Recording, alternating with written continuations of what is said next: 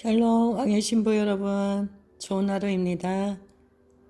네, 오늘은 새로운 책을 가지고 여러분들과 은혜를 나누는 시간이 되었습니다. 네, 영광의 세대라는 책을 가지고 여러분들과 또 여행을 떠나려고 합니다. 예, 이 영광의 세대는 저자가 브루스 디 알렌이라는 사람이 이 책을 지으셨습니다. 브루스 디 알렌은 탁월한 예언 사역자인 브루스 디 알렌은 시애틀의 스토어하우스 축제 교회와 캘리포니아주의 리얼 라이프 크리스천 센터의 개척을 도왔으며 스토어하우스 사역학교의 책임자로 섬기고 있습니다. 수많은 교회와 도시와 나라들의 변화의 능력을 부어주는 사역에 쓰임을 받은 사람이고요. 예언과 가르침의 은사로 성도들이 성령의 더 깊은 영역으로 들어갈 수 있도록 돕는 그런 사역을 하였습니다. 하나님 아버지 마음이 짙게 배어있는 그의 사역에는 주의 임재와 영광이 발산되어 수많은 사람들이 아버지께로 돌아오는 그런 은혜들이 있었다고 합니다. 주여 저서로는 영광의 세대, 일상에 임한 하나님의 영광 등이 있습니다. 영광의 세대는 제 개인적으로도 굉장히 기대가 되는 그런 책이에요. 사실 제가 알고 있는 지인이 순전한 아들 집회에 가서 이 책을 사갖고 와서 선물을 했거든요. 그래서 제가 굉장히 이 책을 받는 순간에 이 영광의 세대가 바로 우리 왕의 신부들인 것을 하나님께서 말씀하셨습니다. 여러분들 사모하는 마음으로 이 책을 우리가 함께 나누는 시간 동안에 그 어느 때보다도 하나님의 영광이 우리 가운데 더 짙게 풀어지는 그런 은혜를 경험하는 그런 시간이 되었으면 좋겠고요. 여러분들도 모두 사모하는 심령으로 이 책을 함께 나누었으면 좋겠습니다. 이 책은 총 챕터 10까지 있습니다. 챕터 1은 초자연적인 현상들을 바라보다. 두 번째는 얼굴과 얼굴을 마주하다. 세 번째, 눈을 주님께로 향하다. 네 번째, 거룩해진 상상력. 다섯 번째, 말한 대로 살다. 여섯 번째, 살아있는 그리스도의 몸. 일곱 번째, 믿음으로 이동하다. 첫 번째, 믿음으로 이동하다. 두 번째. 아홉 번째 챕터는 우리 안에 있는 영광. 챕터 10은 영광을 발산하다. 이런 순서로 되어져 있습니다. 우리가 이 세상에서 하나님의 영광을 드러내는 그러한 세대가 되어야 되는데 이 책은 구체적으로 우리가 그 영광의 세대로 살아가기 위해서 우리가 어떠한 삶을 살아갈 때 하나님의 그 영광이 우리 가운데 더 풀어지는지에 대한 그런 이야기들을 우리에게 하여 주는 것 같습니다. 자, 여러분들 오늘부터 영광의 세대를 통하여서 여러분들은 하나님 안에서 더 영광의 그 운반자로서 영광을 풀어내는 그러한 자리로 여러분들이 초대를 받았고 이제 그 문으로 들어가게 되었음을 믿고 여러분들 바라보시면서 또 그러한 삶을 여러분들이 살아가는 주인공이 되었음을 선포합니다. 주님과 더 친밀한 가운데서 영광에서 영광으로 인도함을 받으시고 모세가 시내산에서 하나님의 그 영광을 보고 그의 얼굴에 광채가 났던 것처럼 여러분들을 만나는 모든 자들은 여러분들 가운데 그 하나님의 영광의 임재, 그 영광의 빛을 모든 자들이 볼 수 있기를 기도하며 소망하며 선포합니다. 그렇게 하여 주실 주님을 찬양합니다. 자, 그러면 이제 본문을 들어가 보겠습니다. 챕터 1. 초자연적인 현상들을 바라보다. 내 영은 그리스천이 된 이후로도 오랫동안 작동하지 않았다. 그래서일까? 나는 영적인 맹인이 육체적 맹인보다 사람을 더 무기력하게 만든다고 확신한다. 갓 태어난 아기는 처음 며칠 동안 사물을 명확하게 분간하지 못한다.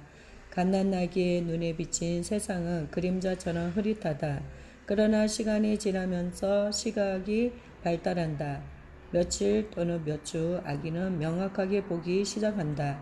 성경은 다음과 같이 말한다. 그러나 먼저는 신령한 사람이 아니요 육의 사람이요 그 다음에 신령한 사람이니라. 고린도전서 15장 46절. 마찬가지로 이제 막 거듭난 영적 갓난아기들은 제대로 보지 못한다. 우리를 향한 하나님의 의도와 계획은 매우 크다.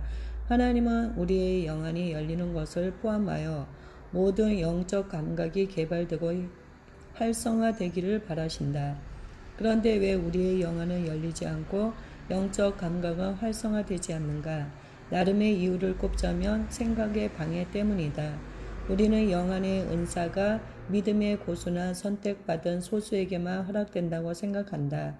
하나님이 이 같은 체험을 절대 허락하실 리 없다는 식으로 생각하는 일종의 두려움 때문일 수도 있다. 그러나 분명한 것은 영안과 영적 감각이 소수에게만 허락된 선물이 아니라는 것이다. 하나님의 자녀라면 누구든 영안이 열리고 영적 감각이 활성화되는 것을 체험할 수 있다. 특정 소수의 성도만이 영적 은사를 받는다고 생각하는가? 한번 생각해보라. 100명의 갓난 아기 중 단 한 명만 눈을 뜨고 나머지 99명은 눈 한번 떠보지 못하고 평생 어둠에 갇혀 살다가 죽는다고 하자. 이런 일이 일어나지는 않겠지만 일어난다고 가정해보자. 과연 자연계에서 이러한 상황을 정상으로 간주하겠는가? 영계에서도 마찬가지다. 각 거듭난 하나님의 자녀 중 99%가 영적 맹안이라면 이 현상을 정상으로 여길 수 없다. 이러한 일은 발생할 수도 없고 발생해서도 안 된다. 설사 이런 일이 발생한다 해도 극히 드물어야 정상이다. 교회를 다니는 크리스천이 영적 세계를 들여다볼 수 없다는 것은 말도 안 되는 소리이다. 영적인 세계를 보는 능력은 모든 성도에게 주신 하나님의 선물이다. 앞으로 나는 성경을 펼쳐가면서 최선을 다해 이 사실을 증명해 보일 것이다. 화 있을 진저 외식하는 서기관들과 바리새인들이여, 너희는 천국 문을 사람들 앞에서 닫고 너희도 들어가지 않고 들어가라 하는 자도 들어가지 못하게 하는도다. 마태복음 23장 13절. 이 구절을 쉽게 바꿔보면 다음과 같다. 너희 종교 지도자들아, 너희 자신이 천국에 못 들어간다고 해서 아무도 그리로 들여보내지 않는구나. 그래서 사람들로 하여금 저들도 못 들어가는 곳을 우리가 어떻게 들어갈 수 있겠는가 탄식하게 하는구나. 여담인데 위 구절에서 들어가다로 번역한 헬라어의 문자적 의미는 안으로 들어가다이다. 구체적으로 어디론가 들어가는 행위를 묘사하는 동사이다. 그러나 우리는 우리가 이해하지 못하는 많은 내용을 상징으로 처리해버린다. 그래서 천국에 들어가는 것을 비유로 해석할 뿐 실제 천국에 들어가는 것이라고는 생각하지 않는데 참으로 안타까운 일이다. 이러한 불신 때문에 우리는 종종 성경을 해석하면서도 비성경적인 결론을 도출하곤 한다. 시각 개발. 그리스도를 구세주로 영접하는 순간 우리는 거듭납니다. 성경에 의하면 거듭난 사람은 하나님 나라 안에서 살아간다. 이제 성경의 근거에서 묻겠다. 당신은 서로 다른 두 장소에 그것도 동시에 존재할 수 있는가? 이 질문에 성경적으로 답하자면 그렇다이다. 성경대로라면 당신은 지금 그리스도와 함께 앉아있다. 성경은 앞으로 언젠가 저 밝은 천국에서 그리스도와 함께 앉게 될 것이라고 말하지 않는다. 당신은 이미 하늘에 앉아있다. 그러므로 지금 당신은 하늘에 거한다.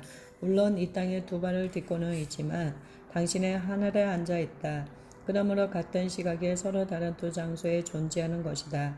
첫 울음을 터뜨리며 태어난 순간 우리는 5가지 감각, 미각, 촉각, 청각, 후각, 시각을 활용하여 세상을 체험하기 시작한다. 그리고 성장하는 동안 수차례 시행착오를 겪으며 우리의 오감을 자연계에 적응시켜 간다. 그러나 영적인 영역에서는 이러한 성장 과정이 제대로 이루어지지 않는 것 같다. 예수를 믿고 거듭나고 하나님의 자녀가 되었음에도 성도 대다수의 영적 감각은 무디다. 왜 그럴까? 솔직히 말해서 우리는 영적 감각을 개발할 수 있다는 사실을 배우지 못한다. 아니, 이러한 영적 감각이 있다는 사실조차 배워본 적이 없다. 따라서 지금껏 우리는 초자연적인 하나님을 인간의 형상으로 빚어왔다. 우리의 형상대로 하나님을 빚은 것이다. 이것이야말로 우상을 만드는 일이 아니겠는가? 우리는 지금껏 이성으로 납득할 수 없는 것들은 저 멀리 내던져 버렸다. 그렇게 함으로써 성도에게 주어진 생득권마저 구석에 처박아 두어 거듭날 때 받았던 영적 능력은 온데간데 없다. 그 능력을 발휘하여 성경에 그려진 모습대로 변화되어야 하지만 안타깝게도 우리는 영적 능력을 잃었다. 만일 그 능력을 온전히 사용했더라면 우리의 모습은 지금과는 전혀 다를 것이다. 영적인 세계보다 자연계를 훨씬 더 가깝고 생생하게 느끼기 때문에 우리는 육안으로 볼 수 있는 것들에 만족하며 안주해 버린다. 하나님께서는 예수 그리스도의 보혈의 공로로 사신 권리나 우리에게 값없이 내어주신 고귀한 선물에는 관심조차 없다. 사실 영적인 세계는 자연계보다 훨씬 더 실제적이다. 이 세상은 그리스도 안에는 진리의 존재이자 영적 실상의 그림자일 뿐이다. 하나님께서 우리를 위해 예비해 두신 곳으로 들어갈 때 우리 눈앞에서 이 세상의 빛은 퇴색해 버릴 것이다. 언약 백성의 유업이 무엇인지 또 그 선물이 얼마나 귀한지 깨닫고 나면 당신의 눈에 비친 이 세상은 보잘것없고 초라하기 그지없을 것이다. 이때 비로소 우리 삶에 올바른 시각이 장착된다. 하나님 나라의 관점. 신약 성경에 기록된 예수님의 말씀을 연구해보라.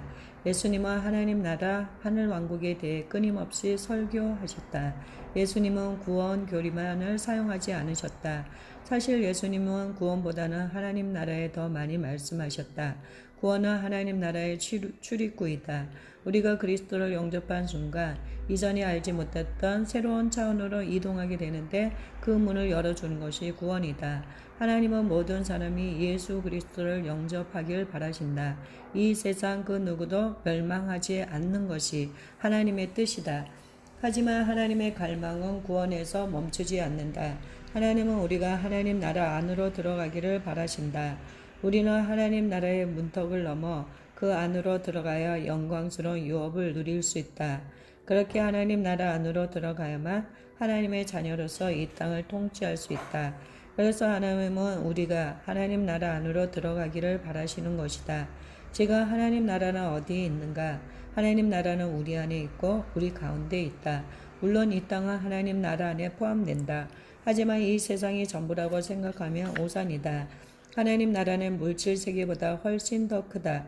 이 점을 쉽게 설명하기 위해 한 가지 예를 들어보겠다. 지금 당신이 축구 경기장 관중석에 앉아 있다고 하자. 그리고 경기장을 영혼으로 생각해보자. 영혼은 우리가 상상할 수 없을 만큼 크고 광대한 영역이다. 하나님은 이러한 영혼에 거주하신다. 영혼의 영역 안에 하나님 말씀이 선포되자 무언가가 창조되었다. 창조된 그것을 우리는 우주 또는 자연계라 부른다.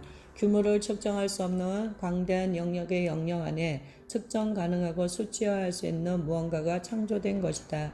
영혼의 영역 안에 창조된 우주를 시공간이라 부른다. 반면 하나님 나라는 영혼 그 자체이다. 하나님 나라는 상상할 수 없을 만큼 넓고 광대하다. 그러나 시공간은 영원하지도 광대하지도 않다. 그런데 하나님께서 창조하신 모든 것이 그분의 손바닥 안에 놓여 있다. 하나님께서 직접 이렇게 말씀하셨다. 누가 손바닥으로 바닷물을 헤아렸으며 뺨으로 하늘을 쳤으며 하늘을 쟀으며 땅의 티끌을 대에 담아 보았으며 접시 저울로 산들을 막대 저울로 언덕들을 달아 보았으리야. 손바닥의 너비는 활짝 편 손의 엄지부터 새끼손가락까지이다. 시편에는 다음과 같이 기록되어 있다. 주의 손으로 만드신 것을 다스리게 하시고 만물을 그의 발 아래 두셨으니 이 세상 모든 만물을 손바닥 안에 창조해 두신 하나님께서 우리에게 권세를 주셨다. 예수님께서는 우리에게 하늘과 땅의 모든 권세를 주셨다. 그런데 교회는 왜 이토록 무력한가? 이 놀라운 약속을 받았음에도 교회가 맥없이 주저앉는 이유는 무엇인가? 앞에서 말했듯 우리가 영적 능력을 인지하지 못하고 개발하지도 못하는 이유는 무지함 혹은 거만함 때문이다.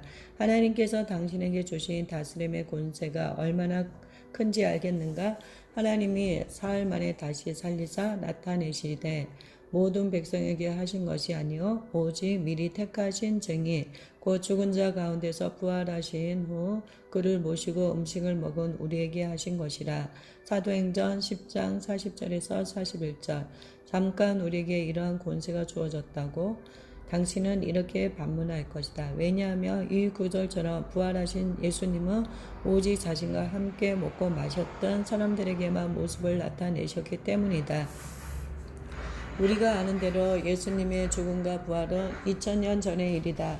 예수님께서 또다시 죽음과 부활의 과정을 겪으시겠는가? 그럴 리 없다. 그렇다면 2000년 후의 시대를 살아가는 우리는 예수님과 함께 먹고 마셔본 적이 없으므로 주님을 만날 수 없을까? 그렇지 않다. 우리도 주님과 함께 먹고 마실 수 있다. 우리도 부활하신 주님을 만날 수 있다. 그분의 말씀을 먹고 그분의 잔을 마시기만 하면 말이다. 지금 당신의 수중에 무언가 놀라운 선물이 주어졌다. 하지만 당신은 그것이 무엇인지 알지 못한다. 또 그것이 자신의 소유인지도 확신하지 못한다. 이제부터 내가 왜 이렇게 말하는지 설명하겠다. 첫 언급의 법칙. 하나님의 말씀을 연구할 때 매우 유익한 원칙이 하나 있는데 하나는 그것을 첫 언급의 법칙이라 부른다. 이 법칙은 성경에 맨 처음 언급된 내용이 이후 그와 동일한 주제를 다루는 다른 모든 성경 구절을 해석하는 기반이 되는 것을 말한다. 특정 주제와 관련하여 맨 처음 등장하는 성경 구절을 기반으로 다른 모든 후속 구절들을 해석할 수 있다는 뜻이다. 예를 들어 창세기 1장 26절에서 31절을 보자. 해당 구절의 내용대로 인간의 여섯째 날 지음받았다. 이후 우리는 6이라는 숫자를 인간과 연관지어 인식할 수 있다. 성경에서 사람이라는 단어를 볼 때마다 또는 6이라는 숫자를 볼 때마다 우리는 육체를 가진 존재로서의 사람을 떠올릴 수 있다. 이것이 첫 언급의 법칙을 적용한 한 가지 예다. 첫 언급의 법칙을 염두에 둔 채 창세기를 읽어보면 당신의 인생을 송두리째 바꿔놓을 첫 번째 언급이 무엇인지 발견할 수 있다. 일단 인간과 하나님의 관계가 맨 처음 언급된 곳을 찾아보자. 하나님은 매일매일 사람과 얼굴을 마주하신 채 대화하며 에덴을 거니셨다. 이것이 바로 하나님과 우리의 올바른 관계를 보여주는 첫 번째 그림이다. 우리의 삶은 그 그림처럼 변화되어야 한다. 부디 하나님과 얼굴을 마주하길 바란다. 하나님과 친밀하게 대화하며 살아가는 인생이기를 바란다. 어떤 사람은 아담의 타락으로 인해 이와 같은 관계가 더 이상 불가능하다고 주장한다. 그러나 둘째 아담 예수 그리스도께서 십자가에 달려 죽으신 사실을 간과하지 말라. 그분의 보혈로 인해 우리는 아버지와의 온전한 관계를 회복하게 되었다. 관계에 대한 하나님의 입장은 단 한 번도 바뀐 적이 없다. 이미 우리는 그리스도의 보혈 덕분에 하나님과의 친밀한 관계 속으로 재진입한 상태이다. 더 이상 수건으로 얼굴을 가릴 필요가 없다. 하나님께 나아가기 위해 복잡하고 특정한 절차를 밟을 필요도 없다. 종교적인 전통의 덫에 걸려 넘어질 일도 없다. 하나님께서 그 아들 예수 그리스도의 십자가로 길을 열어주셨기 때문이다. 이제 우리는 하나님과 얼굴을 마주할 수 있다. 이것이 바로 하나님 아버지의 마음이다. 자녀된 우리는 하나님과의 친밀한 교제를 즐길 수 있다. 이것은 애초부터 하나님께서 구원하신 관계의 그림이다. 창세기 28장에는 또 다른 첫 번째 언급이 등장한다. 이 본문에서 야곱은 부엘세바를 떠나 하란으로 가는 중이었다. 야곱이 부엘세바에서 떠나 하란으로 향하여 가더니 한 곳에 이르러는 해가 진지라. 거기서 유숙하려고 그곳에 한 돌을 가져다가 베개로 삼고 거기 누워 자더니 꿈에 본즉 사닥다리가 땅 위에 서 있는데 그 꼭대기가 하늘에 닿았고 또 본즉 하나님의 사자들이 그 위에서 오르락 내리락 하고 또 본즉 여호와께서 그 위에 서서 이르시되 나는 여호와니 너희 조부 아브라함의 하나님이요 이삭의 하나님이라. 내가 누워있는 땅을 내가 너와 내 자손에게 주리니 내 자손이 땅의 티끌같이 되어 내가 서쪽과 동쪽과 북쪽과 남쪽으로 퍼져나갈지며 땅의 모든 족속이 너와 내 자손으로 말미암아 복을 받으리라. 내가 너와 함께 있어 내가 어디로 가든지 너를 지키며 너를 이끌어 이 땅으로 돌아가게 할지라. 내가 내게 허락한 것을 다 이루기까지 너를 떠나지 아니하리라 하신지라. 야곱이 잠에 깨어 이르되 여호와께서 과연 여기 계시거늘 내가 알지 못하였도다.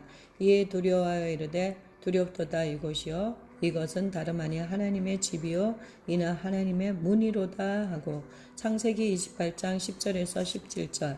형을 피해 도망치던 중 몸이 극도로 피곤해진 야곱은 잠을 청하기 위해 돌을 베개 삼아 그 자리에 누웠다.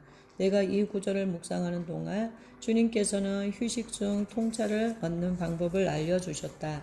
물론 이것은 사람들에게 잘 알려지지 않은 방법이다. 우리는 예수 그리스도가 머리돌이시라는 사실과 바리새인들이 그 돌을 버린 사실을 잘 알고 있다. 주님께서 알려주신 방법은 이것이다. 내가 잠자리에 들 때 내 마음과 생각을 머릿돌 대신 그리스도께 집중하라. 이것을 베개 삼아 거기에 내 마음을 올려놓으라. 그러면 내가 잠든 동안 하나님께서 놀라운 사실들을 알려주실 것이다. 거룩한 잠. 여행 중 어느 곳에 머물게 되든지 아니와 나는 그곳에 거룩한 영적 분위기를 조성하려고 노력한다. 먼저는 우리의 마음과 입술에 하나님의 말씀과 그리스도의 보혈을 바른다. 우리의 마음과 입술에서 온전한 생각, 온전한 말만 나오도록 조치하는 것이다. 우리는 다양한 나라와 여러 가지 도시를 여행하면서 수많은 모텔과 호텔에서 여정을 풀었다. 홈스테이를 한 적도 있다. 그렇게 이곳저곳에서 머무는 동안 아내와 나는 괴상한 꿈을 꾸곤 했다. 주로 모텔이나 호텔에서 묵을 때 그런 꿈을 꾸었다. 가끔씩은 홈스테이를 할 때도 괴상한 꿈을 꾸곤 했다. 주님은 내게 거룩한 분위기를 창조해낼 권세가 있다고 말씀해 주셨다. 그러므로 어디를 가든 나는 그리스도의 보혈을 발라 거룩한 분위기를 조성할 수 있었다. 우리는 모텔 객실에 예수 그리스도의 보혈을 적용하여 그 안에 있던 오염물을 씻어냈다. 이후 그 빈자리에 천국의 분위기를 채워 넣었다. 나는 이러한 가르침을 차츰차츰 배우기 시작했다. 다들 잘 알고 있듯이 호텔이나 모텔에는 성결에 위배되는 요소들이 수없이 많다. 그러나 그것이 예수 그리스도의 보혈을 적용하자 더 이상 괴상한 생각이나 악몽과 씨름할 필요가 없었다. 수년 전 피지에 사역 여행을 떠났을 때 이 원칙을 좀 더 확실하게 각인시켜준 사건이 있어 소개하려 한다. 당시 나는 한 청년과 함께 그곳의 선교사님 댁에 머물렀다. 전에도 그 선교사님 댁을 수차례 방문했기 때문에 선교사님과 좋은 관계를 유지하고 있었다. 나는 그 집에 손님용 침실에 누웠고 그 청년은 거실의 소파에 잠자리를 폈다. 아침이 되면 청년은 자신이 사용한 베개의 이불을 잘 개어 내 침대의 발 언저리에 올려놓았다.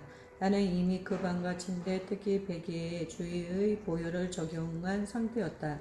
베개를 특별하게 다룬 이유는 거기에 내 머리가 닿기 때문이다. 그 주간의 어느 날 저녁 나는 사역 때문에 앱으로 나갔고 그 청년은 피곤하다는 이유로 일찍 잠을 청했다. 그는 자기 친구를 가지러 내가 묵던 접대용 침실에 들어갔다. 그런데 그가 들고 나온 것은 내가 베고 자던 베개였다. 그런데 그는 소파에 잠자리를 펴놓은 후 내 베개를 베고 누웠다. 저녁 사역을 마치고 돌아왔을 때는 꽤 늦은 시간이었다. 청년은 이미 깊이 잠든 상태였고 나 또한 몹시 피곤했다. 그저 침대에 몸을 파묻고 잘 생각뿐이었던 나는 대충 씻고 내 방으로 들어가 침대에 누웠다. 그런데 이게 웬일인가? 베개가 바뀌어 있었다.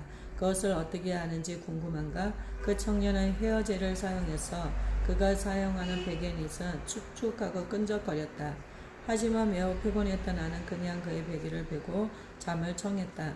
보혈을 적용해야 한다는 생각은 까맣게 잊었지 말이다. 이것은 수년간 배운 매우 중요한 교훈이었지만 몸이 피곤하니 만사가 귀찮았다. 다만 축축함과 끈적함을 피하기 위해 베개님만 새 것으로 교체했다. 그렇게 나는 그 청년의 베개를 베고 잤다. 그런데 그 대가는 엄청났다. 나는 그날 밤 내내 악몽에 시달려 제대로 쉬지 못했다. 다음날 아침 나는 충혈된 눈에 지친 발걸음으로 모닝커피를 마시기 위해 거실로 들어갔다. 그 청년은 일찌감치 자면서 깬 모양인데 생기 가득한 눈빛에 매우 활기찬 얼굴이었다. 그는 간밤에 자신이 꾸었던 놀라운 꿈 이야기를 하였다. 꿈에서 천사를 보았어요. 얼굴도 천사를 보았어요. 천국도 보았습니다. 라며 흥분한 채 떠들어댔다. 이것은 실제로 일어났던 일이다. 물론 이 청년에게 어떤 문제가 있었는지 언급할 생각은 추호도 없다. 그는 이제 막 구원의 길에 접어든 예수님을 믿은 지 1년밖에 안 된 초신자였다. 우리 모두가 초신자 때 그랬던 것처럼 그 청년 역시 그랬다. 어쨌든 나는 그날 밤에 있었던 일을 그에게 말해 주었다. 그리고 수년간 주님께서 내게 가르쳐 주신 원칙들을 그에게 가르쳐 주었다. 다시 창세기 28장으로 돌아가자. 길에서 돌을 베개 삼아 잠든 야곱은 하나님을 보았다. 한밤중 그가 꾼 꿈은 그의 인생을 바꿔놓았다. 땅에서 하늘 끝까지 사다리가 펼쳐졌고 그 위로 하나님의 천사들이 오르내리고 있었다. 우리는 이 중요한 꿈의 내용을 깨달아야 한다. 인간은 땅의 먼지로 지음받았다. 땅의 먼지 위에 사다리가 섰고 그 끝이 하늘에까지 뻗어 있다. 야곱은 이 사다리와 그 위를 오르내리는 하나님의 천사들을 보았다.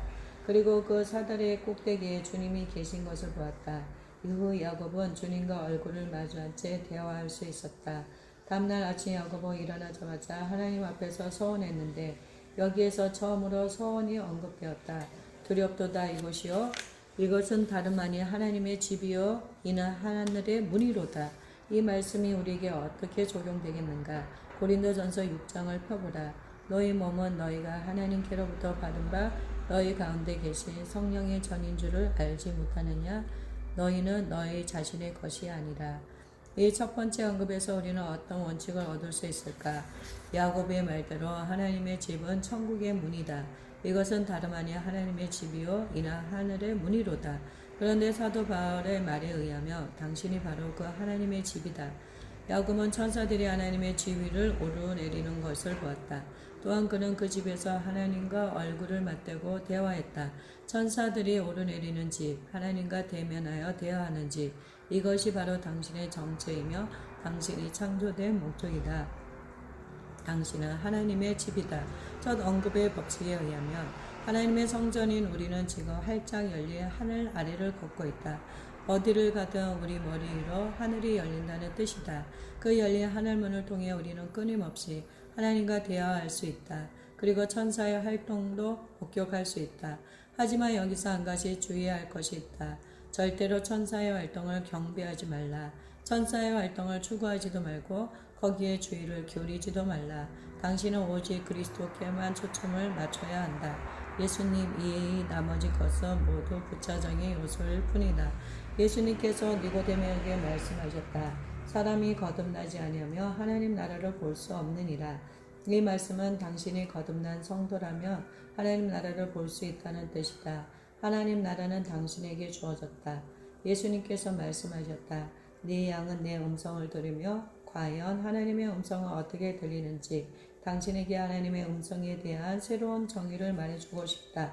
맨 처음 그리스도를 영접하면 성령과의 대화를 촉발하는 자극을 수없이 느낄 것이다.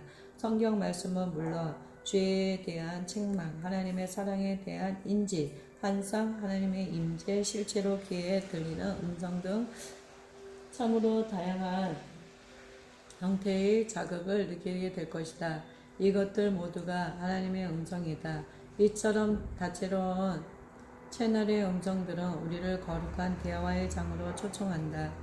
하지만 신앙생활을 하는 동안 우리는 이 다양한 음성들을 잃어버린다. 하나님은 여전히 우리와 대화하고 싶으셔서 다양한 음성들을 보내신다. 그러나 우리는 그 음성들을 수용하지 못한다. 왜 그럴까? 어떤 이유에 있는지는 모르지만 우리는 하나님이 오직 성경을 통해서만 말씀하신다고 생각하게 되는 것 같아. 혹시 내가 이런 말을 하더라도 오해하지 않았으면 한다. 글은 가장 비효율적인 소통 매체이다. 다시 말하지만 활자는 효율적인 소통 수단이 아니다. 이것은 어떤가? 무엇이 진리이고 아닌지를 판가름하는 우리의 이성, 역시 효율적인 소통 수단은 아니다. 기독교가 얼마나 많은 교단과 교파로 나뉘어졌는지를 보며 이 사실을 잘 알 수 있을 것이다. 한상으로 말하다. 천국에서 우리는 언어로만 소통하지 않을 것이다. 천국에서 우리는 마음과 생각을 전달한다. 물론 원할 때는 말을 할 수도 있을 것이다. 하지만 천국에서의 대화 대부분은 그림 언어로 진행될 것이다. 한 장의 그림은 수천 마디의 말을 대신한다. 주님께서 당신에게 무언가를 말씀하고자 하실 때 그림을 보여주실 것이다. 이에 당신은 주님으로부터 그림을 받아 그 뜻을 이해하게 된다. 하나님은 언어에만 갇혀 계시지 않는다. 이와 관련하여 개인적인 경험을 이야기하겠다. 그리 오래되지 않은 어느 날 아내와 함께 워싱턴 스포케인에서 컨퍼런스를 인도했는데 당시 주님의 임재는 피부로 느껴질 만큼 매우 강렬했다. 그리고 사역 기간 내내 나는 계속해서 환상을 보았다. 하나님은 그림 언어로 진리를 전하셨다. 환상 속에서 나는 한 무리의 사람들에게 말씀을 가르치고 있었다. 그들 중 한 사람은 치유를 간절히 원했다. 성령의 인도하심을 따라 나는 그에게 지식의 말씀을 선포했다. 그런데 치유의 말씀을 선포한 순간 내 속에서 갑자기 예수님이 튀어나오시는 것 아닌가? 주님은 그 사람에게 다가가 안수해 주셨고 그 사람은 치유받았다. 이 환상을 보았기 때문에 회중 속에서 그와 동일한 사람을 발견한 즉시 나는 그에게 치유의 말씀을 선포했다. 그리고 예수님께서 그 사람을 치유해 주셨다. 컨퍼런스 초반 나는 주님의 음성을 들었다. 그 음성 역시 환상으로 전해졌다. 내 앞에 커다란 에메랄드에 놓여 있었는데 그것은 주님이 내게 건네주신 것이었다. 보석을 한참 들여다보고 있는데 갑자기 장관 역사의 순간들이 거꾸로 돌아가는 것 아닌가? 하나님께서 무엇이 있으라고 선포하신 시점까지 시간을 거슬러 올라갔다. 하나님의 입에서 말씀이 나오자 내 눈앞에 하늘과 땅이 나타났다. 하나님이 입술을 여시고 거기서 그분의 말씀이 나오자 온 세상이 창조되었다. 하나님의 입에서 말씀이 선포되자 그 말씀에 담긴 창조의 능력이 발현되었고 내 모든 것이 창조된 것이다. 나는 그 광경을 보며 넋을 잃었다. 이 심오한 계시를 통해 나는 하나님께서 아주 두렵고 놀라운 방식으로 인간을 창조하셨다는 사실을 깨달았다. 그렇게 우리는 하나님의 형상대로 그리스도를 닮은 모습으로 창조되었다. 우리는 하나님을 닮은 자녀이다. 그러므로 우리가 입을 열어 말할 때 무슨 일이 일어나는지는 아무도 알 수 없다. 우리의 말에 어떤 본세가 담겼는지 우리는 제대로 이해하지 못한다. 그때의 경험이 내 삶을 변화시켰다. 그 환상을 통해 하나님께서 내게 전하신 핵심은 이것이다. 아버지이신 하나님의 마음에 무언가가 담겨있다. 하나님께서 그 마음으로 무언가를 생각하신 것이다. 그런데 하나님께서 입을 열어 그 생각을 말씀하시자 그것은 실체가 되었다. 하나님은 마음의 눈으로 바라보신 것을 갈망하셨고 그 갈망을 입술로 표현하셨다. 그렇게 말씀하시자 그대로 되었다. 자, 이제 내 말을 들으라. 만일 당신이 부정적인 생각을 떠올렸다면 그 자체를 죄라고 말할 수는 없다. 그러나 그 생각들을 붙잡고 오랫동안 묵상한다면 그것은 죄이다. 그쯤 되면 부정적인 생각이 마음 가득 차오를 것이다. 바로 그 자리에서 죄가 잉태된다. 성경은 이렇게 말한다. 이는 마음에 가득한 것을 입으로 말함이라. 이 원칙이 하나님께는 어떻게 적용되는지 차근차근 살펴보자. 하나님께서 무언가를 마음에 떠올리신다. 그야말로 거룩한 상상이다. 하나님은 마음의 눈으로 그것을 바라보며 묵상하기 시작한다. 이윽고 그것이 하나님의 마음을 가득 채운다. 이때 하나님의 입에서 말씀이 터져 나온다. 성부께서 말씀하시며 성자께서 그 말씀을 이루기 위해 전면에 등장하시는 것이다. 그리고 그 발설된 말씀을 성취하기 위해 성령의 창조 능력이 방출된다. 나는 성부 하나님의 마음에서 예수님이 나오시는 것을 보았다. 이것은 성경이 말한 그대로이다. 이는 마음에 가득한 것을 입으로 말함이라. 사람이 거듭나지 아니하며 하나님 나라를 볼 수 없느니라. 말씀에서 보다로 번역된 헬라어는 참 흥미롭다. 그 의미는 문자적으로나 비유적으로나 보다이다. 하나님은 사람을 외모로 판단하지 않으신다. 하나님은 사람의 외모를 보지 아니하시고 만일 과거에 하나님께서 겉모습을 판단의 기준으로 삼아 어떠한 사람을 판단하셨다면 앞으로도 하나님은 외모로 사람들을 판단하실 것이다. 그러나 염려하지 말라. 절대로 그런 일은 없다. 그가 또 이르되 우리 조상들이 하나님이 너를 택하여 너로 하여금 자기 뜻을 알게 하시며 그 의인을 보게 하시고 그 입에서 나오는 음성을 듣게 하셨으니 내가 그를 위하여 모든 사람 앞에서 내가 보고 들은 것의 증인이 되리라. 사도행전 22장 14절에서 15절. 하나님은 예물로 사람을 판단하시는 분이 아니다. 나는 여기서 성경적인 패턴을 발견한다. 우리가 보고 들은 바를 너희에게도 전함은 너희로 우리와 사귐이 있게 하려 함이니 우리의 사귐은 아버지와 그의 아들 예수 그리스도와 더불어 누림이라. 요한일서 1장 3절. 나는 내가 보고 듣고 만지고 맛본 것을 증명하고 싶다. 오래전 믿음의 족장들은 하나님과 친밀함을 누렸고 또 그들이 누렸던 친밀함은 오늘 우리가 경험하는 친밀함보다 더욱 깊다. 만일 그 옛날 믿음의 선조들이 그렇게 할 수 있었다면 지금 우리도 그렇게 할 수 있다. 하나님은 예물로 사람을 판단하지 않으신다. 이제 나는 성경 인물 중 하나님과 얼굴을 마주했던 사람들에 대해 이야기할 것이다. 얼굴을 마주하고 예수께서 다시 크게 소리 지르시고 영원히 떠나시니라.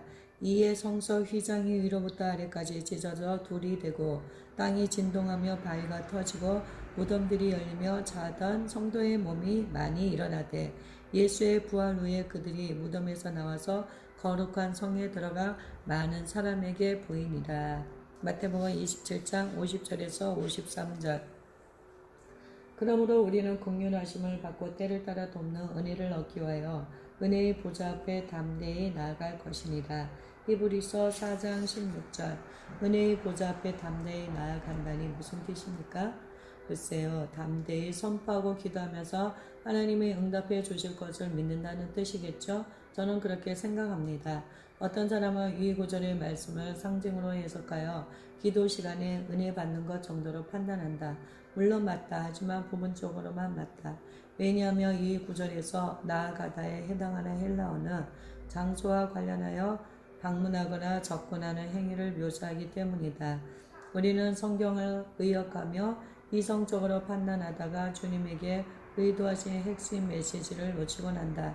이 말씀은 단지 기도 시간에 은혜를 받는다는 뜻이 아니다. 실제로 우리가 은혜의 보좌 앞으로 나아갈 수 있음을 시사한 것이다. 바꿔 말하면 우리는 하나님의 보좌 가까이 접근하여 주님과 얼굴을 맞대고 대화할 수 있다. 요한복음에서 우리는 매우 흥미로운 구절 하나를 찾을 수 있다. 예수님께서 말씀하셨다. 내가 진실로 진실로 너에게 이르노니 나를 믿는 자는 내가 하는 일을 그도 할 것이요 또한 그보다 큰 일도 하리니 이는 내가 아버지께로 감이라. 요한복음 14장 12절. 이 구절에서 예수님은 내가 했던 일이라고 말씀하지 않으셨다. 예수님은 내가 하는 일이라고 말씀하셨다. 지금 주님께서 행하시는 일을 당신도 할 수 있다는 뜻이다. 그렇다면 지금 주님께서 행하시는 일은 무엇인가? 당신은 수백만의 사람들이 예수님을 직접 만나 구세주로 영접하고 그 자리에서 구원받은 간증을 들어본 적 있는가? 죽었다가 살아난 사람들의 간증은 어떤가? 바울처럼 삼층정에 끌려 올라갔다가 그리스도의 재림이 가깝다는 말씀을 듣고 헌실로 되돌아온 사람들의 간증을 들어본 적 있는가? 지금 하나님께서 행하시는 일을 당신도 할 수 있다. 예수님은 베일을 열고 한 차원에서 다른 차원으로 나아가신다. 앞서 언급했던 축구 경기장의 예를 기억하는가? 하나님의 영원의 영역 안에 시공간으로 불리는 물리적 구조물을 창조하셨다. 우리가 아는 바 자연계 안에 있는 모든 것은 예수 그리스도를 통해 존재하고 있다. 자연계는 영원의 영역 안에 있다.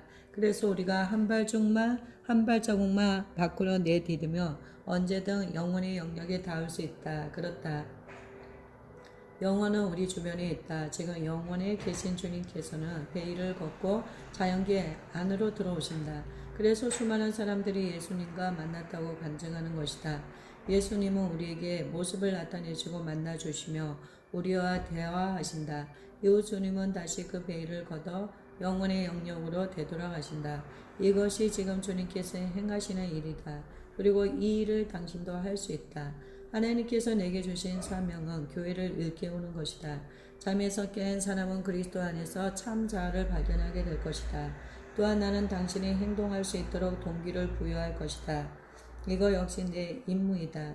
부디 편안함을 느끼는 상자 밖으로 나오길 바란다. 그 상자로부터 멀리 떠나라. 나는 유명해지고 싶지도 않고 논란의 중심이 되고 싶지도 않다. 나는 내가 경험하지도 않은 일을 가르치는 사람이 아니다. 오직 내가 행하고 경험한 것만 가르칠 것이다. 주님께서는 내 눈을 열어 지금 당신에게 말하는 이 일들을 체험하게 하셨다. 또 이 세대와 관련된 일련의 진리들을 보여주셨다. 이러한 이유로 주님은 내가 경험한 것과 배운 것들을 이 세대의 사람들에게 전하라고 명령하셨다. 수년 전 주님께서 말씀하셨다. 사람들에게 무언가를 가르치기 전 너는 그것을 내 것으로 소화해야 한다.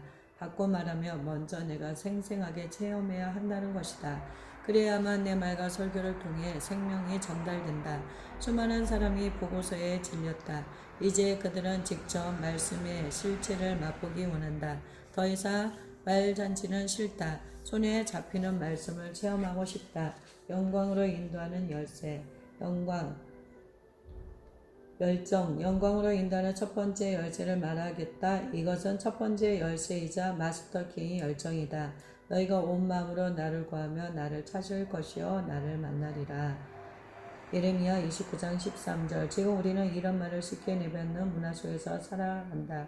어제는 절실했는데 오늘은 좀 그렇네. 내가 만난 크리스천 대부분은 주님을 좀 더 친밀하게, 좀 더 열정적으로 알기 원한다고 말한다. 그러나 말뿐이다. 그들에게서 열정의 증거는 찾아보기 힘들다. 열정의 증거는 무엇인가? 만일 내게 열정이 있다면 그 증거는 끈질김일 것이다. 자리에 앉아 아무것도 안 하면서 내게는 열정이 있습니다. 라고 말하지 말라. 오늘날 인스턴트 세상을 살면서 우리는 끈질기게 추구하는 열정을 잃어버렸다. 하나님을 추구하라. 하나님을 끈질기게 따라가라. 그분은 말씀이시다. 그러므로 말씀으로 돌아가라. 하나님을 추구하라. 아내와 내가 약혼했을 때가 생각난다. 그 무렵 그녀는 피지에, 나는 미국에 있었다. 우리가 전화 통화를 그리 많이 하지 않았기 때문에 그녀에게 전화를 걸면 귀에 들리는 목소리가 그녀의 음성인지 다른 가족의 목소리인지 종종 헷갈리곤 했다. 당신 하나 아내의 음성을 알지 못했다. 그러나 연애 기간이 길어지고 둘의 관계가 깊어짐에 따라 아내의 목소리를 분간하게 되었다. 도리어 수백 명이 운집한 곳에서도 아내의 목소리를 알아챌 정도였다. 물론 처음부터 그랬던 것은 아니다. 하지만 끊임없이 아내의 목소리에 집중한 결과 나는 아내의 목소리에 익숙해졌다. 이처럼 내게는 열정이 있다. 나는 우리의 관계에 열정적이었다. 둘의 사랑이 만개할 때까지 계속해서 친밀함을 추구했다. 그리고 그 열정은 친밀함의 열매를 맺었다. 성경에서 찾을 수 있는 진리는 원하는 만큼 하나님을 체험할 수 있다는 것이다. 당신은 온 마음을 다해 하나님을 추구해야 한다. 부분적으로만 마음을 써서 하나님을 갈망해서 안 된다. 율길 가는 세상을 따르다가 주의려면 하나님을 추구해서도 안 된다. 당신의 열정을 다해 매일 매순간 하나님을 추구해야 한다. 그러므로 너희 죄를 서로 고백하며 병이 낫기를 위하여 서로 기도하라. 의인의 간구는 역사하는 힘이 큼이니라. 야고보서 5장 16절. 역사하는 힘이 큰 의인의 기도가 절반적 열정적인 기도이겠는가? 그렇지 않다. 그 기도는 일정 가득한 뜨거운 기도이다. 당신은 하나님 나라에 대해 열정을 지녀야 한다. 이것이 하나님께서 당신에게 하신 말씀이다. 지금 나는 당신이 유업으로 받은 열정에 대해 설명하고 있다. 열정은 당신의 것이다. 단지 나는 하나님과의 친밀함을 갈구합니다. 라고 말하는 것으로 충분하지 않다. 하나님을 추구한다면 당장 무언가를 시작하라. 정말 하나님을 갈망한다면 당신의 삶의 배고픔의 증거들이 나타나야 한다.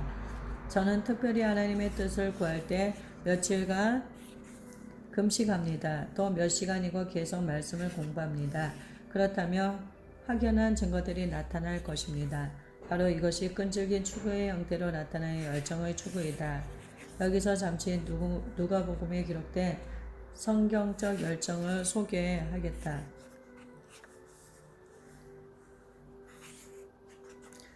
예수께서 여리고로 들어가 지나가시더라. 삭개오라 이름하는 자가 있으니 세리장이요 또한 부자라.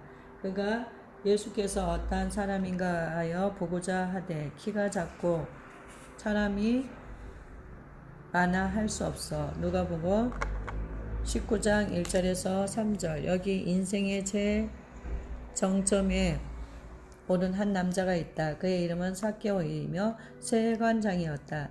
오늘날로 치자면 국세청장인 셈이다. 분명 그는 열정으로 가득한 사람이다. 그렇지 않다면 그 자리까지 오르지 못했을 것이다. 그런데 무언가가 이 사람의 마음에 불을 땡겼다. 기적을 행하는 예수의 소문을 들었을 때 그의 심장은 고동치기 시작했다. 내 두 눈으로 예수님을 봐야겠어. 삭개오의 마음에 열정이 일어났다. 하지만 한 가지 문제가 있었다. 그는 몸집이 작았으므로 발꿈치를 들어도 예수님을 볼 수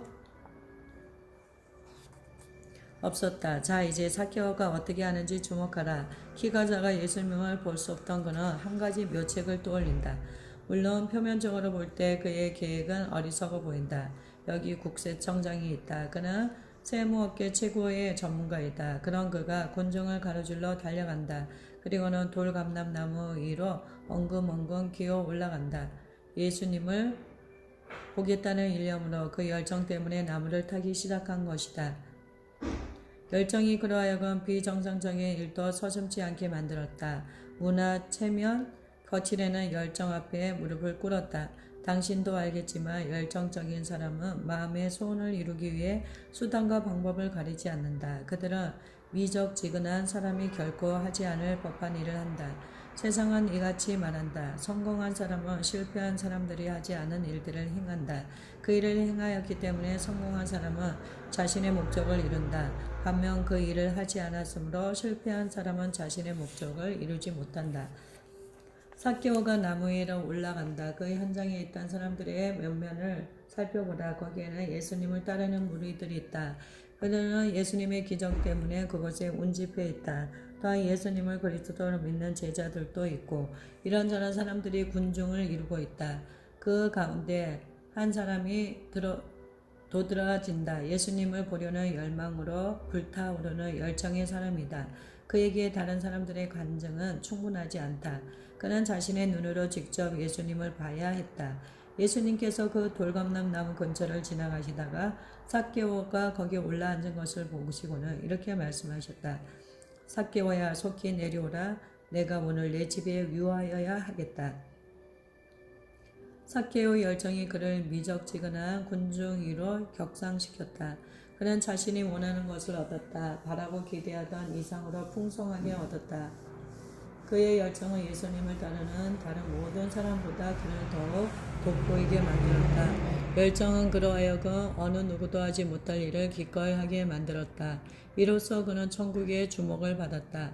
삭개오의 열정으로 인해 문이 열렸고 예수님은 그 문으로 들어가 그의 집에 유숙하셨다. 전승에 의하면 그날 이후 예수님께서 여러 교회에 들르실 때마다 삭개오의 집을 사역 본부로 사용하셨다고 한다. 장차 성령께서 위대한 부흥을 일으킬 때 당신의 집이 사역 본부로 사용된다면 어떻겠는가? 기억하라. 열쇠는 열정이다. 급히 내려와 즐거워하며 영접하거늘. 삭개오는 급히 내려와 즐거워하며 기쁜 마음으로 주님을 영접했다. 물론 군중은 이 광경을 지켜보았다. 그런데 그들 모두가 이를 불쾌하게 여겼다. 왜 그런가? 하나님께서 열정 있는 사람을 주목하실 때 미적지근한 다수는 그에게 질투를 느끼기 마련이다. 박해는 열정 있는 사람들이 맛보는 단골 메뉴이다.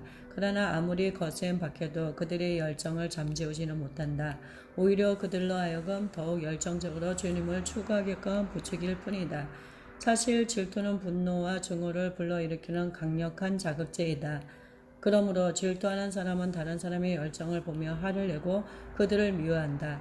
이들은 목표를 향해 열정을 품고 정진하기는커녕 쉽게 포기해버리고 열정 있는 사람들을 미워한다. 반면 그렇게 하지 못하는 자신을 불쌍히 여긴다. 이들은 자기 연민에 빠지기 쉽다. 저는 며칠 동안, 아니 몇 주, 몇 달 동안 주님과 동행했습니다. 하지만 주님께서는 내가 내 집에 머물러도 되겠느냐고 물어보지 않으셨습니다. 물론 이것이 사실일 수도 있다. 그러나 종교적 헌신과 경건의 모양은 하나님의 마음을 움직이지 못한다. 하나님의 마음을 움직이는 것은 열정이다.